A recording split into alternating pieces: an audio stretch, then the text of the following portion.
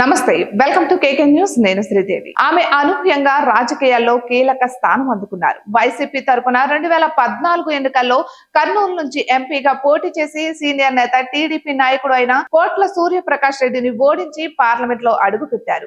విద్యాధికురాలుగా, వ్యాపారవేత్తగా, మహిళా నాయకురాలుగా బహుముఖంగా బుట్టా రేణుక రాణిస్తూ వచ్చారు. అయితే 2018 తరువాత ఆమె పార్టీ మారారు. వైసీపీ నుంచి టీడీపీలో చేరడంతో ఆమె రాజకీయ వైభవం కాస్త కరిగిపోతూ వచ్చింది. అంతేకాదు, టీడీపీలో చేరిన ఆమెకు కోరుకున్న సీటు దక్కలేదు. ఎక్కడా అకామిడేషన్ కూడా చూపించలేదు. దాంతో ఆమె 2019 ఎన్నికల ముందు తిరిగి సొంత పార్టీ వైసీపీలోకి వచ్చేశారు.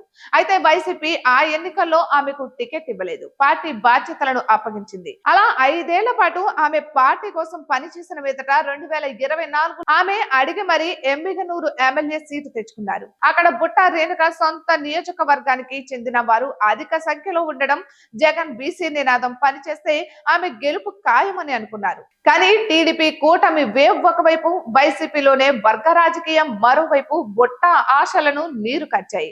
ఆమె ఎమ్మిగనూరులో గెలుపు కోసం కాలికి బలపం కట్టుకుని తిరిగినా ఫలితం లేకుండా పోయింది. ఆమె సొంత పార్టీ వారి వల్లనే ఓటమి పాలయ్యారని అంటున్నారు. ఆమెకు టికెట్ ఇవ్వడాన్ని జీర్ణించుకోలేని ఆయన అప్పటి నుంచి తనదైన వర్గంగా పార్టీ రాజకీయాలను నడుపుతున్నారు.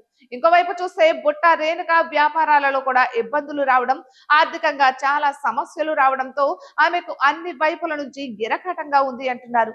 రాజకీయాల్లోకి రావడం వల్లనే తనకు వ్యాపారాల్లోనూ ఇబ్బందులు వచ్చాయని ఆమె భావిస్తున్నారట. ఇక రాజకీయంగా ఆమెకు ఆసక్తి తగ్గిపోతోంది అంటున్నారు. అందుకే అనారోగ్యం పేరుతో ఏకంగా పార్టీ కార్యకలాపాలకు దూరంగా ఉంటున్నారని చెబుతున్నారు. బుట్టా రేణుకకు 2029లో టికెట్ దక్కదని కూడా ప్రచారం మొదలైపోయింది. ఒకవేళ ఇచ్చినా ఆమె గెలుపు కష్టమని వ్యతిరేక వర్గం చెబుతూ వస్తోంది. చూడాలి మరి ఏం జరుగుతోందో. ఇటువంటి మరెన్నో వీడియోస్ కోసం చూస్తూనే ఉండండి కేకే న్యూస్ తెలుగు ఛానల్ ని.